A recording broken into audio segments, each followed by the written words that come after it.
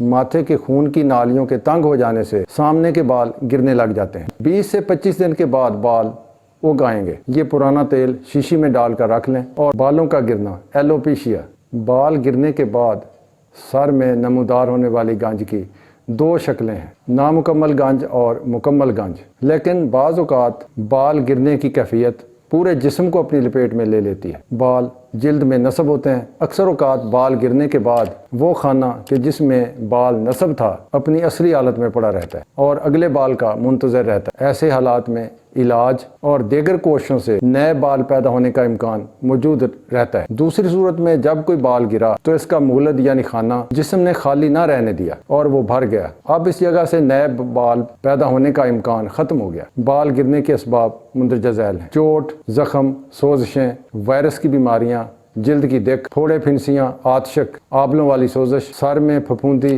Cancer, جلد کی انحطاطی بیماریاں، سر میں ایکس رے، ریڈیم شعاعیں لگوانا، غدودوں کی گڑبڑ سے پیدا ہونے والی بیماریاں، بڑھاپا، مردوں میں جنسی غدودوں کی سرگرمی سے پیدا ہونے والی کیفیات، جسم کو کمزور کر دینے والے امراض، پاگل پن کی مختلف بیماریاں۔ ان میں کئی پاگل گنجے ہوتے ہیں۔ ان کے اور غیر گنجے پاگلوں کے چہرے کے تاثرات مختلف ہوتے ہیں۔ دماغی امراض کے ماہرین کے مطابق وہ لوگ جو بات چیت کے دوران اپنے چہرے پر تیوری چڑھاتے ہیں، اس کے نتیجے میں ناک سے اوپر ماتھے میں واقع اعصاب کی شاخیں ہر وقت کی تحریک سے خیزش کا شکار ہو جاتی ہیں، جن کے رد عمل میں ماتھے اور اس کے اوپر کی خون کی نالیاں تنگ ہو جاتی ہیں۔ ماتھے کے خون کی نالیوں کے تنگ ہو جانے سے سامنے کے بال گرنے لگ جاتے ہیں۔ 2 سے 3 سال پرانا اچار، آم کے اچار کا تیل گنج پر لگائیں۔ 20 سے 25 دن کے بعد بال اگ آئیں گے۔ یہ پرانا تیل شیشی میں ڈال کر رکھ لیں اور روزانہ گنج والے مقام پر لگائیں۔